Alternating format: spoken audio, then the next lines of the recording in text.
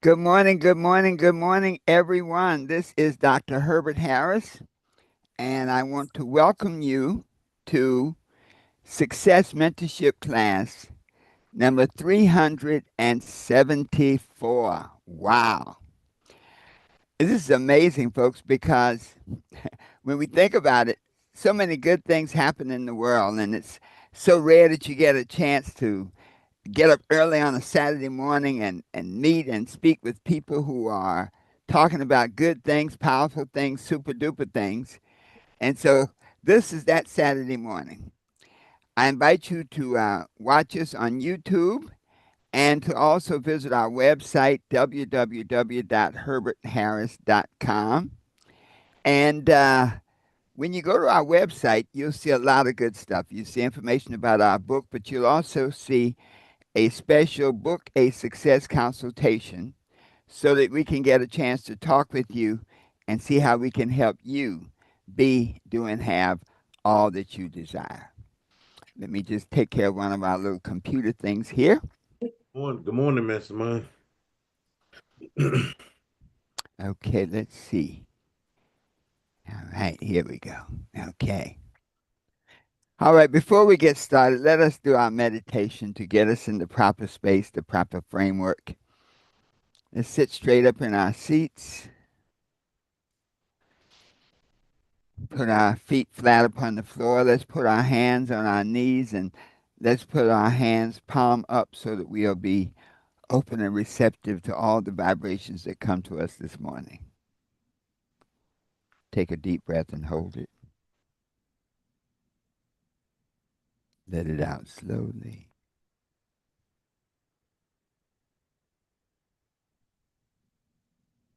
Take a deep breath and hold it.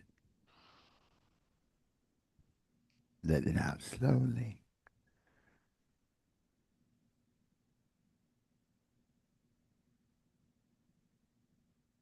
And in the space of peace and relaxation, I am at peace with myself. Let us affirm that I am Mhm. at peace Peace. with myself. Let's go. Just let that peace sink in.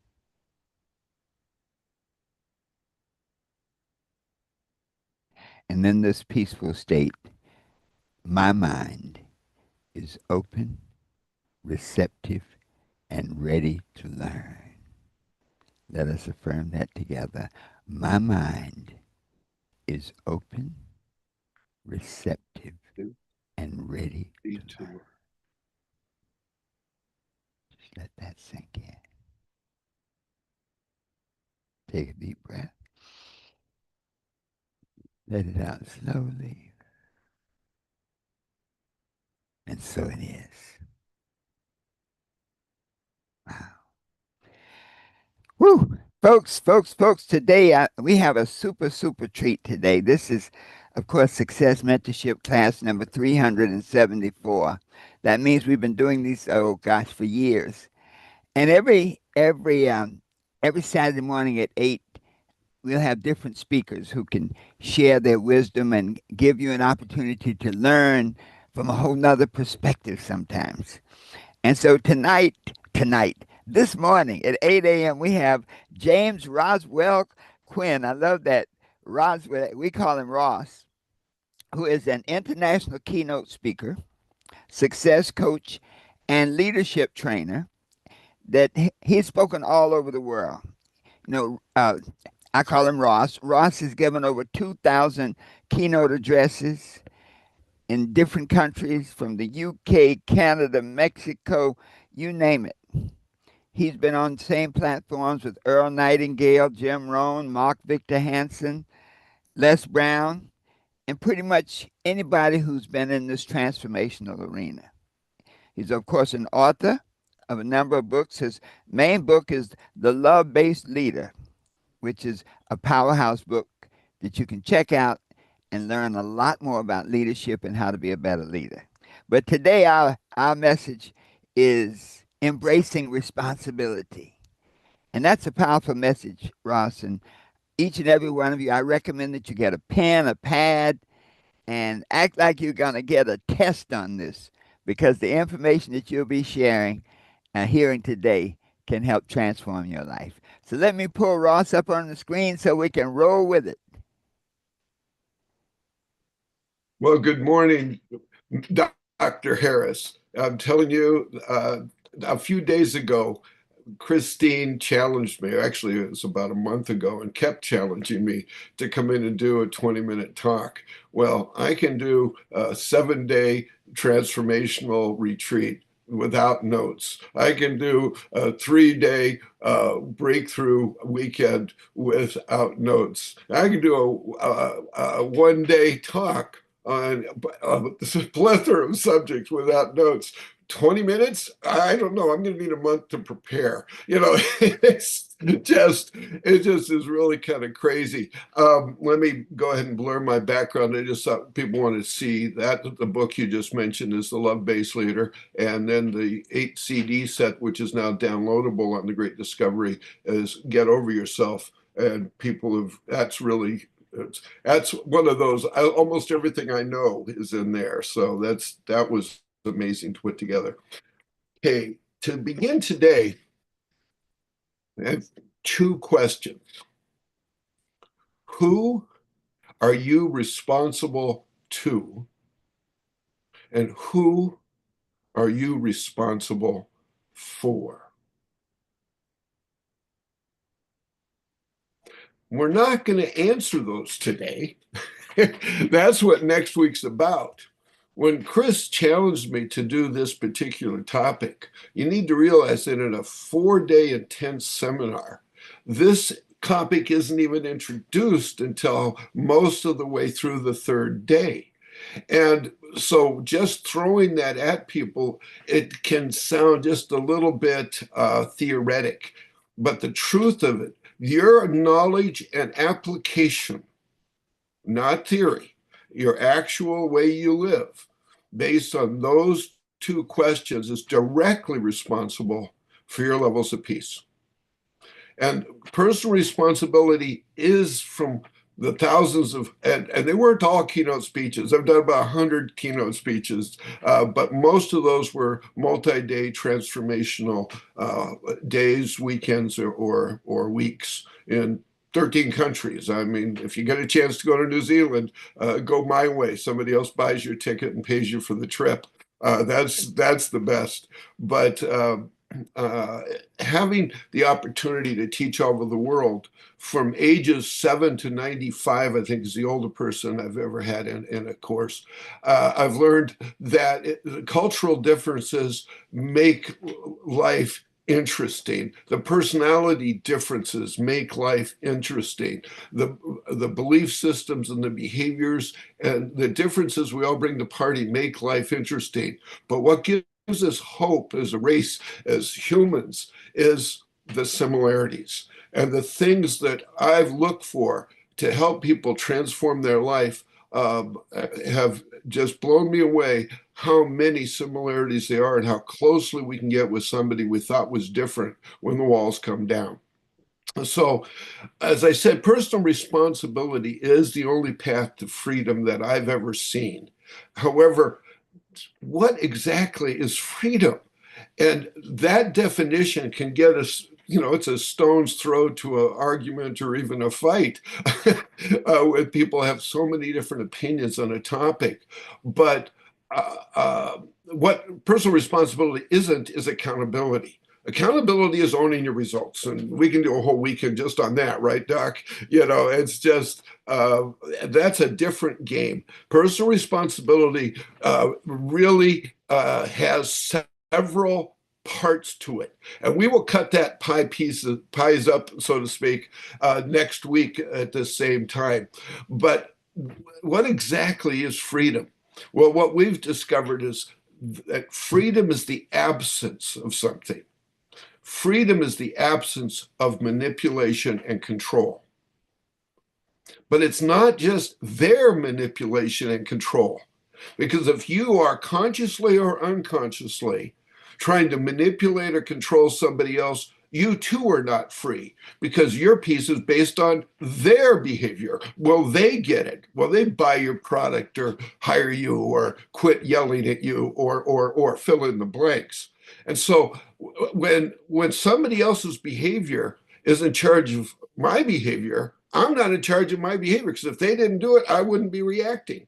So I need to recognize that, boy, humans aren't terribly good at not reacting. Dolphins are pretty good at it, but humans, you get past people like Mother Teresa, Mahatma Gandhi, Jesus Christ, a handful of people that lived a life. It didn't matter what happened around them. Galileo would be an excellent example. They stayed true to their vision, true to their energy, and it didn't matter what the world did to them. On this rock I stand. You're not in charge of me. I do what I do.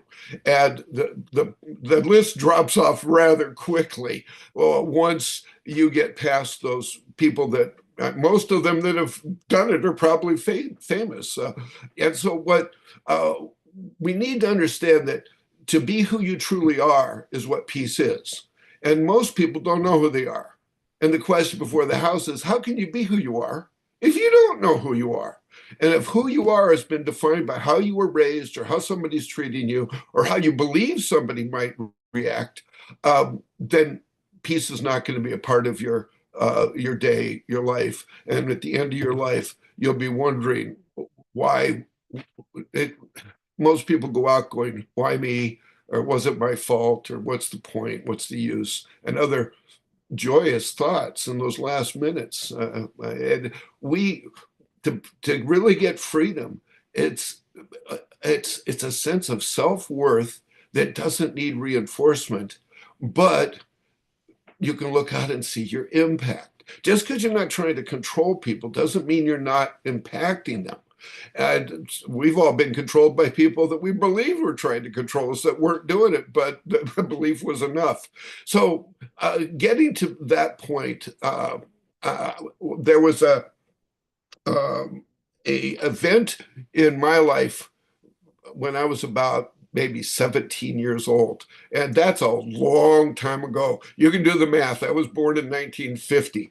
Okay, so my oldest daughter is going to be 50 this year. So that ought to give you a clue. I've been around.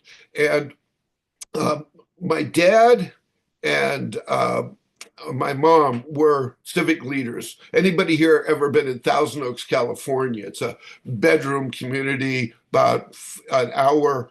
Well, it's 30 miles or about 4 hours drive in Los Angeles to get there from Thousand Oaks. And let me tell you, my parents were civic leaders. My dad was president of the Merchants Association, owned two brick and mortar businesses. My mom was president of the largest Republican women's club in America. They got around. Our house had like a revolving door. People were coming and going at all times. But one of my dad's friends, this guy was named as George, and I'm going to tell you a short little vignette here, a little story. I want you to imagine for a minute that you are this person. And I know it's not easy to do, but put yourself in George's shoes, or Georgette if you prefer. Put yourself in George's shoes and try and imagine what you'd be feeling, what you'd be thinking, and what you'd be doing if this happened to you. George, about 25 years ago, your best friend started a business, and he and the vice president of that new business, who was the primary funder that got it off the ground, owned 95% of the stock. But they get 5% of the stock because they knew you could run the factory better than anyone they knew. And you can come in as a partner. And they said, George, we can't pay you that much right now. We're just getting started, but don't worry, someday you're going to get more stock and you're going to get a lot more money. You just have to trust us. And George wanted in so bad, he did it. And for the next 30 years, George, 25 years, you came in early. You were dedicated to personal responsibility. You knew what needed to be done and you got it done. If someone needed to be there late, it was you. Someone had to come in with a problem, it was you. George, you came in early. You missed a lot of things with your children. Your wife understood and supported you, but you really ended up ignoring her a lot of the time. And for All those years, George, you went to work because that was what you did. You were truly yourself and you were good. Then one day, the eldest of the three of you, the vice president, resigned, was moving with his wife to Oregon for their golden years. And all of a sudden, what goes through your head, George? Finally, I'm going to get that promotion. I'm going to get the stock. I'm going to get the extra money. And you get excited, George? You go home and tell your spouse, hey, looks like it's finally here. All this hard work and sacrifice, honey, we've got it made. You get special dinner tonight. Life is just fabulous till morning. You're off to work. And spouse goes, don't be sure and call. They want to know. They want to know what happens. And you get to work and you get there early. You're all excited. Clean off your desk, and the boss comes in and says, oh, good. That's good to see you. George, come on in my office. Take a seat. George, as you know, the vice president is, as you probably heard, the vice president has resigned. He's retired. And I want you to be the first to know that I'm bringing my cousin Horace here from New York to be the new vice president. He's a new graduate. He's got great new ideas. He can really help our company, but he doesn't have any business sense yet. So I want you to teach him the business. What happens to your energy, George? What happens to that passion that you were sharing with your wife? All of a sudden you think, how excited is your wife going to be to hear that this young guy has got the job you and she were so excited about? How excited are you feeling right now? And at that moment, George excused himself and went into the office. And what would you do? Well, I know what George did. He went out and got drunk. He snuck out of the office and he said, after all, I've put in extra time. After all, I haven't gotten paid that much. And he justified resisting his natural gift. And when you and I start resisting giving our natural gift, part of us starts to die. And I'll tell you next week how you beat that. But George didn't. So we're not going to get in that today. And he didn't even show back up at work. The next day, after having just a delightful evening with his wife, coming home late and drunk and with bad news, that was an exciting evening you can imagine. And he gets into work late, resistance in place, and there's a young man there. And the boss says, oh, good, take him and show him to the troops. Well, you walked him around, and you're hearing stuff like, this is a raw deal. You're the man. Why is he giving it to that kid? Do you want us to go on strike? Well, you love these people. They could lose their homes if they lose their jobs. And you try and calm them down, but you're not very good at it. Wink, wink. Horace here is going to show us how to run the business, guys. And so you're in resistance. And then you go back in the office and the boss's wife is there with a young woman, Horace's wife, and they've been out house hunting. And the boss is going to help them find a dream home that you would have given anything for. You've got this place that you've been in for 25 years, and you would love a dream home, but you're not getting that. And so little by little, the resistances build up until you start moving into this becomes the 3 layers of resentment. The first level is resistance. The second becomes retaliation. And if you don't stop it at the first level, you lose your peace. But it's easier to stop at the first level than the second level. Once you start into retaliation, now you're retaliating. You're out there bad-mouthing the boss. You're bad-mouthing the Horace. You're not showing up for meetings on time. You're withholding some ideas that Horace could use because you want him to be successful. And the resistance is building. And finally, it just keeps building until you move to the third level, which is revenge. And when you get to revenge, any chance you have at peace are gone. You're not in charge anymore. You've given it away. And what George did is he started stealing out of petty cash. And he went to Santa Anita racetrack in California at the time. And if you've ever gambled angry, how did you do, George? Did you win a lot of money that day? You probably lost. George lost it all. So we went back and took some more. Went the next day. He wasn't even showing up at work for more than a few hours. And 3-4 days in a row until he'd taken too much money to replace. And he comes back to the office on day 4, and the police are there because there's been a theft of thousands of dollars out of petty cash. Well, I don't care how much you love somebody. If you're the boss and somebody has been ripping you off, your only chance, your only choice, you might not send them to jail, you might not prosecute, but you're definitely going to fire them. And George, the one job that you loved was now gone. And George went home and kept resisting, kept resenting. He kept doing it over and over to the point where he destroyed his marriage. His children, when his wife kicked him out of the house, his children vowed never to speak to him again. He destroyed his family, his reputation, became a raging alcoholic, and died a broke, poor, lonely man 3 years later. Oh, that's a very sad story. But what George didn't know, which you couldn't have found out, is that the reason the vice president quit was because the president was dying of cancer. And he didn't know what would happen to his company if it became public knowledge. And so he made a plan. He talked his cousin into coming out so you could train him, so you'd have somebody you could lean on, somebody you could trust, and to run the company so 300 people that had dedicated their lives wouldn't lose their jobs. But you didn't get that information. Boss couldn't trust anybody with it. He just said, trust me, I'll take care of you. And you'd heard that before, and that started you down the path of resentment. From resistance to retaliation to revenge. And when you move down that path, who loses?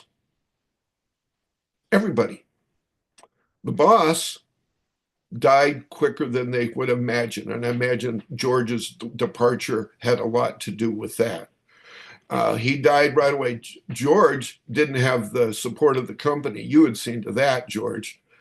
And so he didn't know what he was doing, and he didn't get any support. Pretty soon the company went broke, and hundreds of vendors lost a great customer, hundreds of employees lost a great job, and thousands of customers lost a valuable product. Let me ask again, when you take the path of resentment, George, who loses? And the answer is everyone. And the question before the House, George, is did you have another choice? Could you have said, as you went, oh, boss, I promised, you promised me that job. And could you have said something? George didn't. Could you have said, question, or the boss would have, actually, George did say that. The boss says, I can't tell you now, but you have to trust me. Yeah, that didn't work for George. But could you have said, boss, I really love you and I love this company. I don't understand this decision, but it's your company and I promise to support you. I'm going to make sure George knows some things that the old vice president never understood. So we're going to be even better. It's not likely, but could you have said, I'm in? And the answer is you could have, but not if you're on the path to resentment. It's not going to happen. Could you have said, hey, boss, it's your company, your decision, but, our banker, he's been trying to get me to quit and start my own company. He wants to fund us. He thinks I can do a better job. I hope that this Horace guy is going to be good for you because most of our clients know I'm the man. Good luck. Do you need resentment to start your own company with backing and support? And some of the best employees would have gone with you in a heartbeat rather than work for Horace.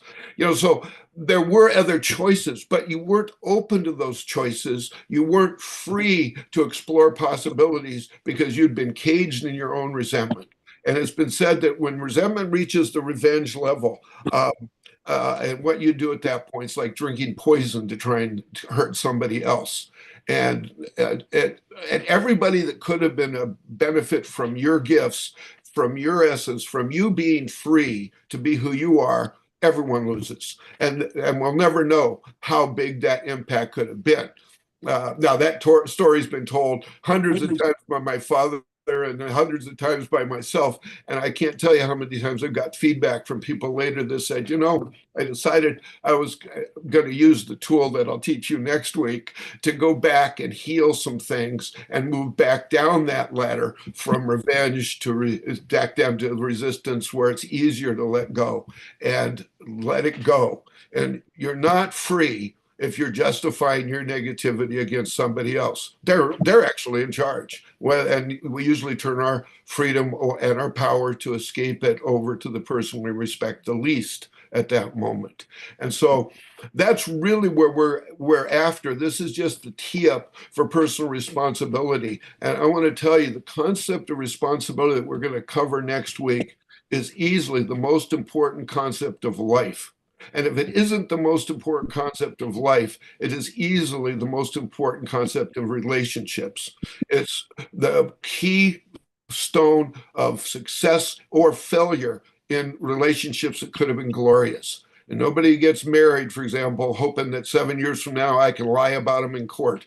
I mean, it's that's just not the way that we set up for our lives. And hope springs eternal. But if I'm not free, and you can see it at a wedding, you can see it already beginning. What'd you invite her for? And that's not cherishment that you just pledged to do. So you've already set the other person up to not trust you. So we need to understand while we don't control other people, we have influence and impact.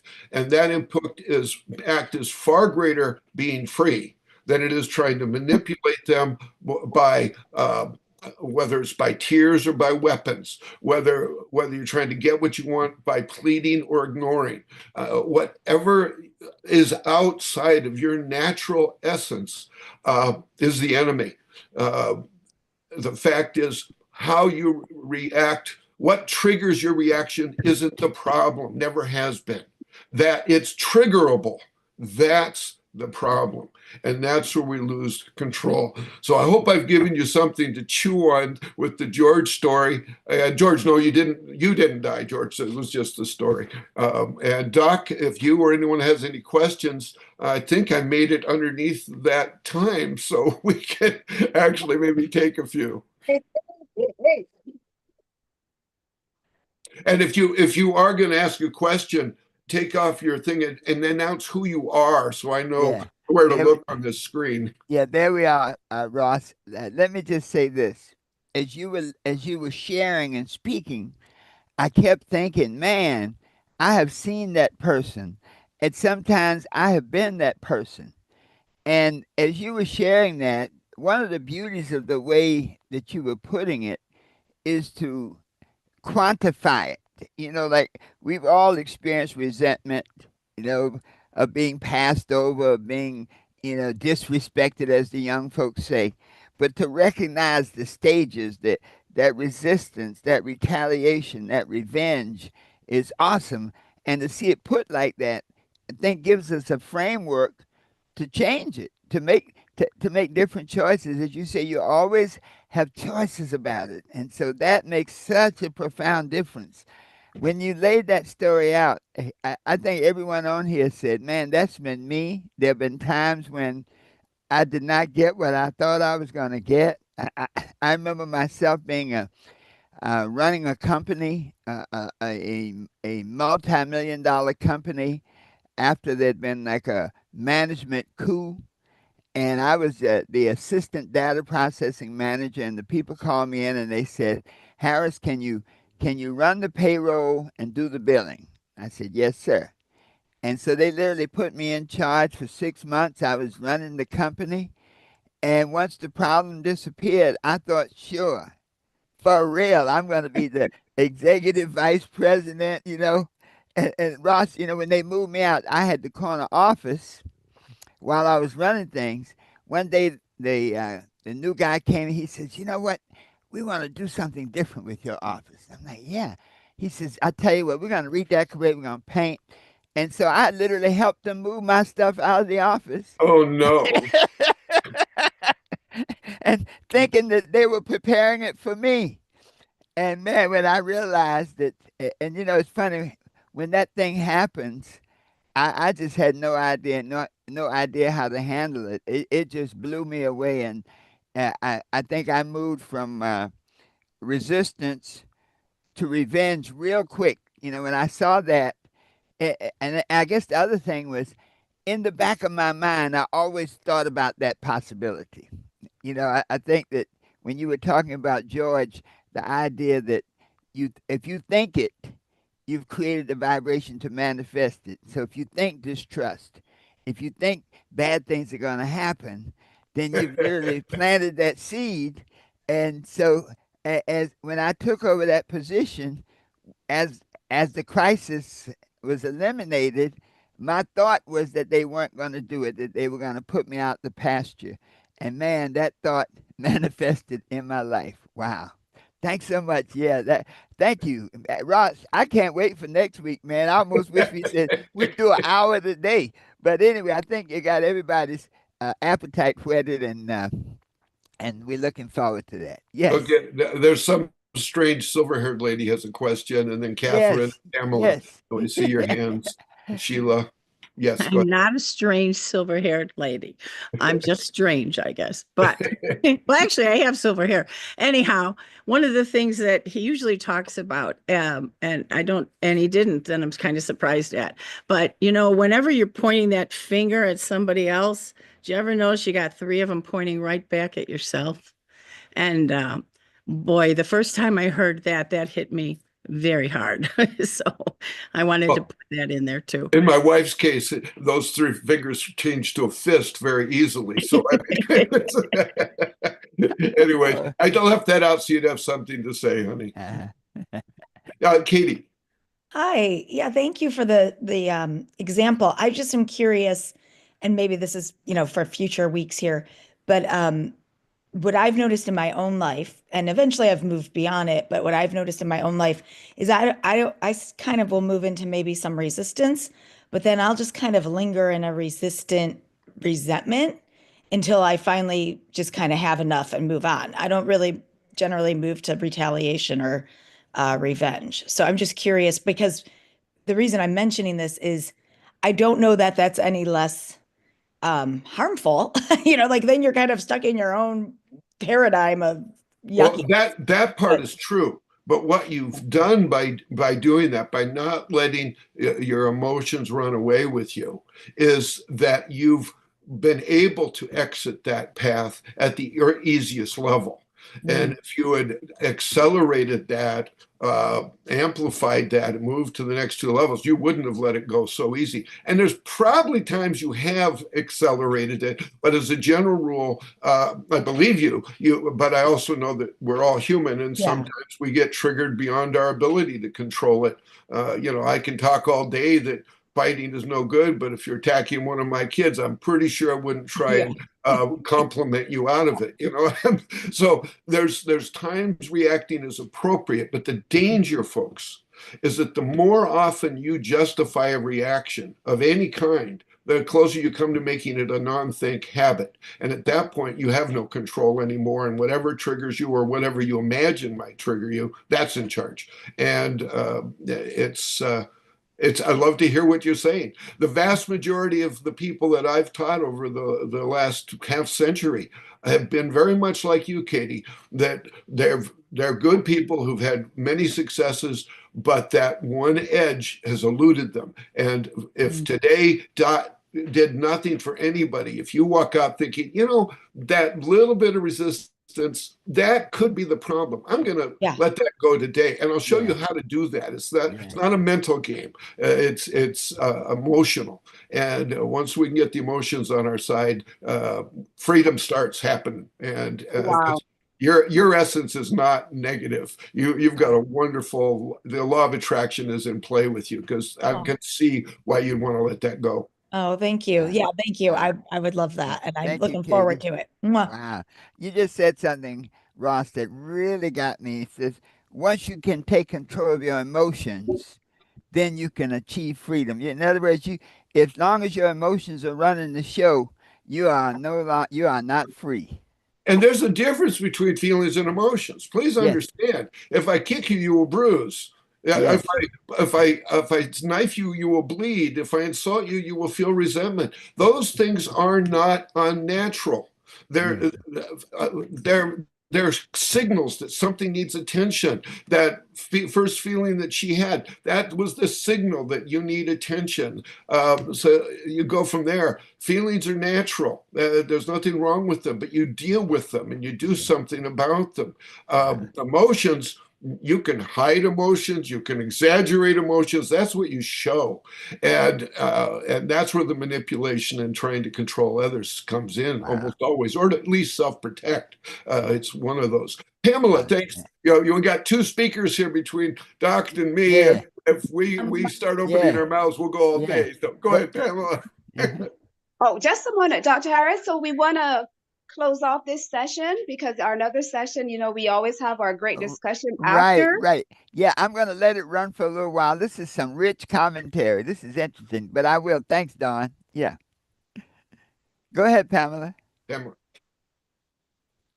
Okay. I'm Pamela Pine, and I'm the director of Stop the Silence, which is a department of the Institute on Violence, Abuse, and Trauma. My department works on child sexual abuse and other prevention, mitigation, treatment, advocacy, and I've got a couple of short short statements and a question. One is that I work with You are really breaking say up a lot badly. of very I I'm know, sorry. Go sorry. ahead. Go ahead. Yeah, Sorry. go ahead. No, Yeah. I'm sorry. I have a problem with my internet, so I'll just keep repeating myself until Uh, the entire sentence comes out. Okay. I work for a lot of very wounded people who have gotten into understandable habits of being very defensive Mhm. and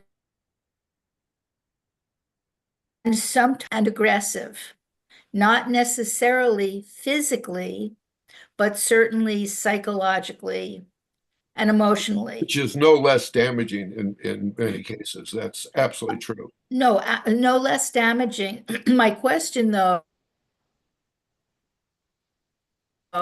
and then I have is what would you suggest for those people who have been so wounded and patterned, I would say, since childhood Mhm. to break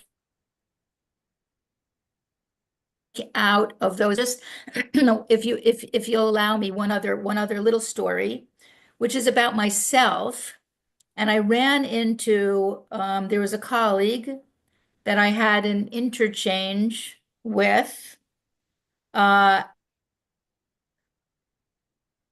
and very toward me about an event became very insulting. Mhm. She couldn't hear it. I said to her, "This is what you're saying to me is really insulting. What you're," and she refused to acknowledge it, Mhm. and it was really insulting. Mhm. And at that point, I was having a real hard time just letting it go Mhm. One of the things and letting this person about me. I'm going to defer answering that till next week because next week is about that very thing. How do you take control back? How do you move on from situations that I couldn't fathom that they didn't just kill themselves? It was so bad. I've seen things that you just couldn't imagine, and I've had very intimate 5, 6, 7 day retreats with probably 40,000 people, and at times I'm just weeping with them.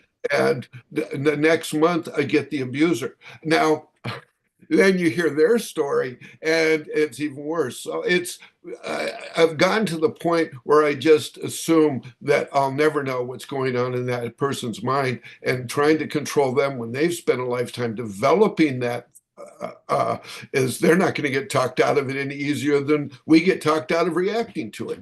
So it starts with that personal responsibility, and I want to answer it now, but we don't have time, and it's gotta take a lot more than the 20 minutes I'll have next week anyway. But Okay. I hear you, and there is answers, but I don't have them, but I can show you the path to them.